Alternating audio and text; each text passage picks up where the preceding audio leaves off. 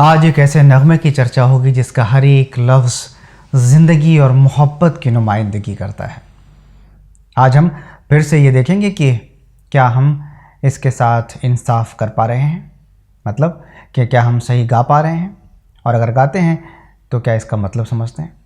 नमस्कार, आदाब, सत श्री अकाल, हेलो। अल्फाज स्टूडियो में आपका स्वागत है। मैं हूं आपका दोस्त आलोक रंजन झा और हाजिर हूं एक नई बातचीत के साथ। जैसा कि हमारा वादा था कि हर शनिवार को हम हाजिर होंगे एक खूबसूरत नगमे के साथ, तो आज हम फिर से हाजिर हैं। तो आज की बातचीत होगी फिल्म काजल के उस खूबसूरत नगमे के बारे में जो बहुत ही मशहूर है और आप सबको मालूम है। जी हाँ, छू लेने दो नाजुक होठों को। हम ये गौर करेंगे कि जब हम इसे गाते हैं तो कितना सही गाते हैं, और दरअसल ये है क्या। जैसा कि मैंने कहा था, जो हमारे इतने बड़े शायर हुए हैं, जो हमारे कंपोज़र्स हैं, तो उन्होंने जो शाहकार तैयार किए, उन्होंने जो आर्ट, जो कलाकृति कहूँगा मैं अपनी ज़बान में से, तो इतनी खूबसूरत चीज़ें जो बनाई हैं, वो दरअसल सिर्फ फिल्मों के सिचुएशन तक ही नहीं है। क्या मतलब है, आज जानेंगे। काजल फिल्म 1965 में आई थी और इसमें मुख्य भूमिका में थे राजकुमार, मीना कुमारी और धर्मेंद्र। जो रचनाकार हैं इस पूरी गज़ल के, जिन्होंने बनाया है, संगीतकार, गीतकार, शायर और गायक, उनका नाम लेना चाहूँगा। रवि साहब ने कंपोज़ किया है, साहिर लुधियानवी साहब ने इस गज़ल को कहा है, और अपनी मखमली और बड़ी रूहानी और ख़ूबसूरत आवाज़ के मालिक रफ़ी साहब का कमाल है, जो कि हमारे दिलों से ये गज़ल निकलती नहीं है। मैं अल्फाज पर आऊँ उससे पहले एक बहुत ही ज़रूरी बात ये कि जिसको हम गाना समझ रहे हैं, जिसको हम गीत समझ रहे हैं, दरअसल टेक्निकली वो गीत नहीं है, वो एक गज़ल है। पहली बात तो अब अपने दिमाग से ये बात निकाल दें कि गज़ल जो है वो कुछ कंपोजिशन बेस्ड मतलब चीज़ है। वो एक शायरी का फॉर्म है, पोइट्री का फॉर्म है। जैसे छंद, अगर आप हिंदी माध्यम से पढ़े हैं या हिंदी से ज़्यादा मालूम है आपको छंद, दोहा, ये सब चीज़ें मालूम होंगी। वैसे ही उर्दू शायरी का फॉर्मेट है, एक बहुत सारे फॉर्म्स होते हैं, उसमें एक गज़ल है। गज़ल का छोटा सा मैं एक आपको उदाहरण या फिर एक थोड़ी सी जानकारी दूंगा। बाकी आगे के एपिसोड्स में मैं गज़ल पर बहुत सारी बातें करने वाला हूँ। एक शेर में 2 लाइन होती है। शेर की लाइनों को मिसरे कहते हैं। 2 लाइन है, अगर पहली लाइन है तो उसको पहला मिसरा कहेंगे, दूसरी लाइन को दूसरा मिसरा कहेंगे। तो वैसे ही बहुत सारे शेर मिलकर एक गज़ल को बनाते हैं। किसी गज़ल में 3 शेर हो सकते हैं, 5 हो सकते हैं, 7 हो सकते हैं, वो अपने हिसाब से। और एक और बात जो ख़ास होती है, रदीफ़ और काफ़िए। अब मैं बताऊंगा कि ये जो साहिर साहब ने लिखा है, जो गज़ल कही है, वो कैसे गज़ल है, वो आपको मैं टेक्निकली समझाऊंगा। दरअसल रवि साहब ने इतनी खूबसूरती से इसको कंपोज़ किया कि वो लोगों ने, और जो आपके जहन में गज़ल की डिफिनीशन है, जो एक गलत डिफिनीशन है, उस हिसाब से आपने इसको जो है गानों के कैटेगरी में डाल दिया है कि नहीं। देखिए, गज़ल में कई सारे शेर होते हैं, 3, 5, 7, जनरली 9 भी होते हैं, 11 भी होते हैं। वो डिपेंड करता है कि शायर उसको कितना लंबा कहना चाह रहा है। और जो सबसे कांस्टेंट थिंग होती है, कांस्टेंट चीज़ होती है मिसरे के लास्ट में, उसको कहते हैं रदीफ़। और रदीफ़ के पहले जो राइमिंग वर्ड्स होते हैं उसको कहते हैं काफ़िया। अगर एक वचन में बात करें तो काफ़िया है, बहुवचन में बात करें तो काफ़िया है। अब इसमें क्या है काफ़िया, क्या है रदीफ़, मैं बताता हूँ। पहला शेर देखते हैं। आपको मैं आज उस नज़रिए से बताऊँगा। गज़ल के पहले शेर को मतला कहते हैं।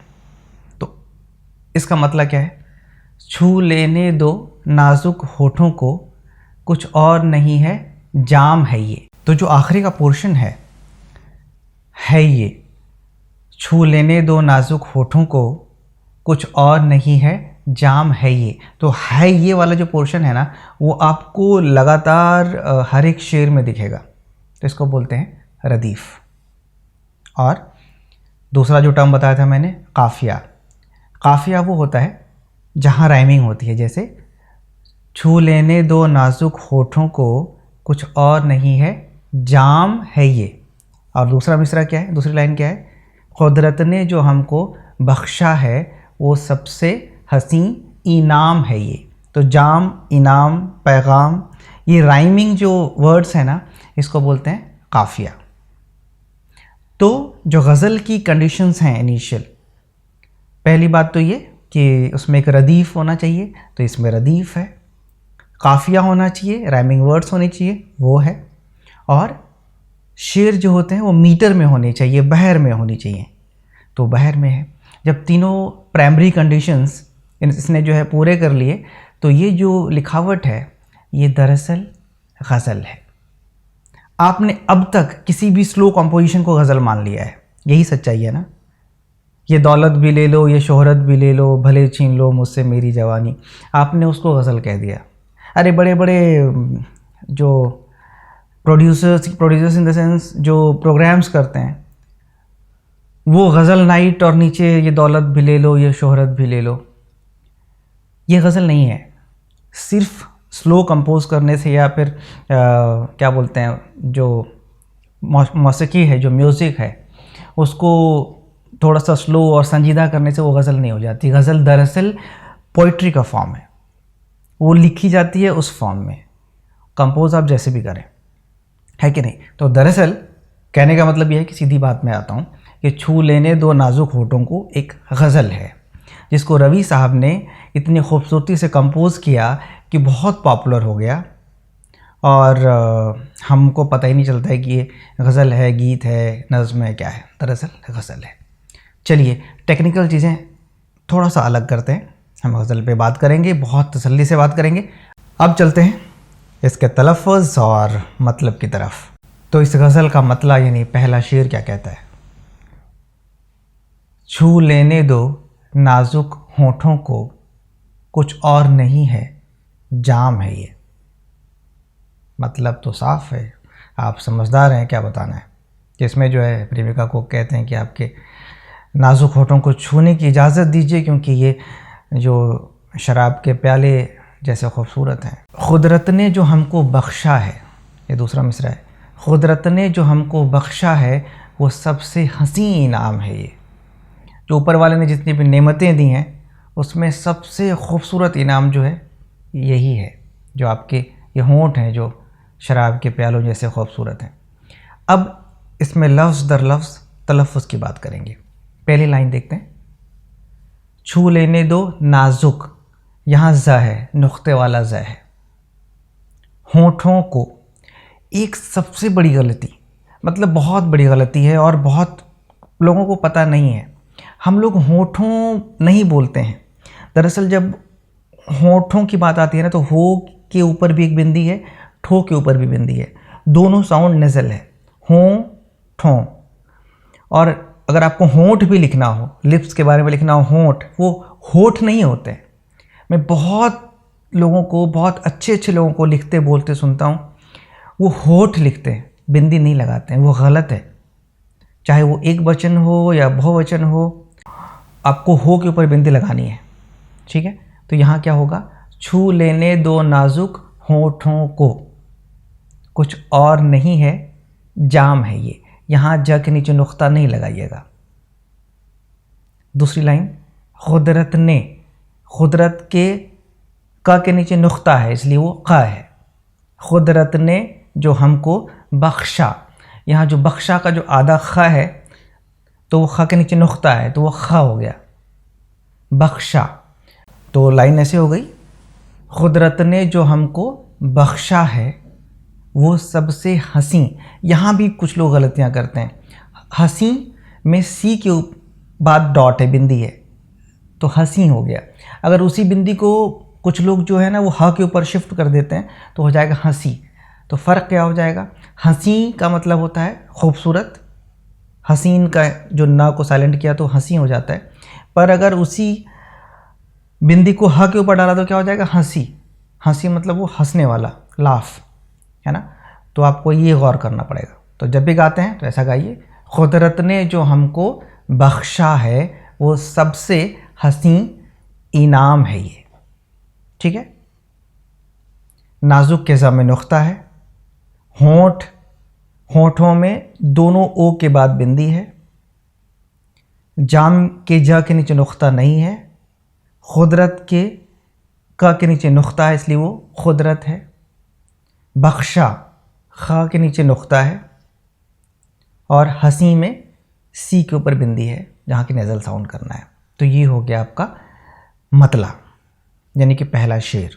अगर आप गानों के फॉर्मेट में बात करेंगे तो उसको आप मुखड़ा कहेंगे, है ना, पर गज़ल है तो उसी के लिहाज से बात करते हैं, ठीक है। तो पहला शेर क्लियर।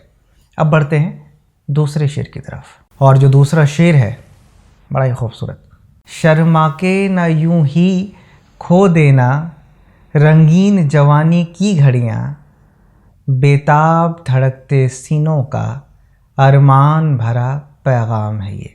मतलब तो आप समझ ही गए होंगे, पर फिर भी मैं आपको बताना चाहूँगा कि इसमें नायिका को ये कह रहे हैं कि आप जो है शर्म की आड़ में ये जवानी की जो खूबसूरत घड़ियाँ हैं, जो जवानी के इतने खूबसूरत मोमेंट्स हैं, इसको ज़ाया मत करिए, बर्बाद मत करिए। और ये मेरी गुजारिश नहीं है, ये मेरा पैगाम नहीं है, ये पैगाम है बेताब धड़कते सीनों का। बेताब जो दोनों दिलों की जो बेचैन धड़कनें हैं वो ये मैसेज दे रहे हैं, वो ये पैगाम दे रही हैं कि प्लीज़ इस खूबसूरत टाइम को बर्बाद मत करिए, इसको खोने मत दीजिए। अब जो है सबसे बड़ी बात कि यहाँ कौन सा शब्द कैसे बोलना है, क्योंकि गाना अच्छा है, मतलब गाना तो नहीं, मैं तो गज़ल ही कहूँगा, पर आप भी इसको गज़ल ही कहिए। पहली लाइन जो है, पहला मिसरा जो है इसका क्या कहता है, शर्मा के ना यूं ही, यूं के ऊपर जो है नेज़ल साउंड होगा, यूं, ही के ऊपर कोई नेज़ल नहीं है, तो शर्मा के ना यूं ही खो देना रंगीन जवानी की घड़ियाँ, यहाँ के ऊपर चंद्रबिंदु है तो नेज़ल साउंड होगा। और दूसरा मिसरा, बेताब धड़कते सीनों का, सीनों के नो के ऊपर जो है ना वो पॉइंट है, बिंदी है नेज़ल साउंड के लिए, सीनों का। तो दो सीनों की बात हो रही है, एक नायक और एक नायिका, ठीक है। तो सीनों का, बेताब धड़कते सीनों का अरमान भरा पैगाम, पैगाम के ग के नीचे नुक्ता है इसलिए वो ग है, याद रखिएगा। अरमान भरा पैगाम है ये। एक बार फिर से गौर से उच्चारण यानी तलफ़्फ़ुज़ सुनिए। शर्मा के ना यूं ही खो देना रंगीन जवानी की घड़ियाँ, बेताब धड़कते सीनों का अरमान भरा पैगाम है ये। तो ये था दूसरा शेर। मतलब मैं ज़्यादा मुश्किल नहीं, आप समझ सकते हैं, मैंने थोड़ा समझा दिया, पर तलफ़्फ़ुज़ पे ध्यान रखना है, क्योंकि आप गलत गाएंगे मतलब गलत निकलेगा और इतनी खूबसूरत रचना जो है वो बेकार हो जाएगी। और अब इस गज़ल के आखिरी शेर की तरफ चलते हैं। आखिरी शेर कहता है, अच्छों को बुरा साबित करना दुनिया की पुरानी आदत है। अच्छों को बुरा साबित करना दुनिया की पुरानी आदत है। इस मैं को मुबारक चीज़ समझ, माना कि बहुत बदनाम है ये। मतलब तो बहुत क्लियर है, और साहिर साहब की ये ख़ासियत है कि वो मोहब्बत की बात करते करते वो गमे दौरां की बात ले आते हैं। मैं बहुत कुछ है कहने को, दरअसल मैं जब आपके बीच आया हूँ तो बहुत कुछ कहने को था बहुत सालों से। अब साहिर लुधियानवी क्या है, उनकी शायरी क्या है, मेरा एनालिसिस क्या है, मैं किस नज़रिए से सुनता हूँ उनको, पढ़ता हूँ उनको, ये मैं जल्दी लेकर आऊँगा। बहुत कुछ कहने को, आप हमसे जुड़े रहिए, बस बहुत सारी बातें होंगी। मैंने कहा था ना आपको, धीरे धीरे मैं इसकी लत लगाऊँगा। खैर, कमिंग टू द पॉइंट, शेर कहता है कि अच्छों को बुरा साबित करना, बहुत क्लियर मीनिंग है कि दुनिया की पुरानी आदत है। यहाँ तलफ़्फ़ुज़ के लिहाज से बता दूँ, अच्छों, छो के ऊपर बिंदी है तो नेज़ल साउंड होगा अच्छों, और बाकी जो है इस मिसरे में कुछ ऐसा तलफ़्फ़ुज़ के हिसाब से कोई ख़ास दिक्कत नहीं है। दूसरा मिसरा जो है इसका, इस मैं को, मैं माने शराब, इस मैं को मुबारक चीज़ समझ। मुबारक चीज़ मतलब अच्छी चीज़, बढ़िया चीज़, माना कि बहुत बदनाम है ये। तो ये शेर जो है सीधे तौर पे कहता है कि अच्छों को बुरा साबित करना ये दुनिया की आदत है, पुरानी आदत है। वो अच्छों को बुरा कहती है और बुरे लोगों को अच्छा कहती है। तो ये सब जो है टेंशन मत लो, ये सब बातें छोड़ो, और ये जो शराब है इसको मुबारक चीज़ समझो, इसको बड़ी प्यारी और अच्छी चीज़ समझो, भले ही ये जितनी भी बदनाम हो। मैंने कहा ना, पूरी गज़ल में मतलब समझने की कोई दिक्कत नहीं है, पर छोटी छोटी बातें भी गलत नहीं होनी चाहिए। क्यों कहते हैं ना कि आप जितनी कीमती चीज़ को संभालने का ज़िम्मा अगर आपको मिला है ना, तो उसको बड़े प्यार से संभालना पड़ता है ना। जो चीज़ जितनी खूबसूरत होती है उसके टूटने का भी उतना ही डर होता है। तो इसके लिए मैं आपसे ये बातें कर रहा हूँ। तो आज आपने जो है इतने प्यारी गज़ल के बारे में, पहली बात तो आपको थोड़ा सा लगा होगा कि ये गज़ल कैसे है। मैंने पहले ही बता दिया है कि इसमें 3 शेर हैं। शेर में जो है रदीफ़ है, काफ़िए हैं, बहर में है। तो जो गज़ल की जो कंडीशंस हैं ये पूरी करता है और उसी हिसाब से कही भी गई है। बाकी इतना लोकप्रिय हुआ, टेक्निकली ये गज़ल है, आप जैसे भी गाते हैं गाइए। तो आज के लिए तो इतना ही। अगले शनिवार को फिर से एक किसी और ख़ूबसूरत नगमे के साथ मैं हाज़िर हूँगा, और तब तक यही गुजारिश है कि मेरे ये जो वीडियो है ना, इसको देखने के बाद इस गज़ल को सुनिए, अपने अंदर समाहित कीजिए। जितनी भी छोटी बड़ी बातें मैंने बताई हैं उसको नोट डाउन करिए दिमाग में। अगर आप सिंगर हैं तो स्टेज पे अब से जो गाइएगा अलग मज़ा आएगा। अगर आप राइटर हैं और अगर आपने ये अंदाज़, ये शब्द, ये अल्फाज उठाए हैं यहाँ से या लेना चाहते हैं, तो वहाँ भी आपका अंदाज़ अलग हो जाएगा। अगर आप श्रोता हैं, सुनने वाले हैं, तो वो भी एक कला है ना। तो अब अगर आप सुनेंगे तो और मज़ा आएगा। आखिर में वही गुजारिश कि आप अल्फाज स्टूडियो चैनल को सब्सक्राइब करिए, इसके वीडियोज़ को शेयर करिए, लाइक करिए, कमेंट्स करिए, और जो बेल का बटन है उसको प्रेस कर दीजिए, जिससे कि हमारा कोई भी नया प्रोग्राम आप तक सीधे पहुँच जाए। आज के लिए दीजिए इजाज़त। अगले शनिवार को एक और ख़ूबसूरत नगमे के साथ मैं हाज़िर हूँगा। तब तक के लिए बाय बाय, शुक्रिया।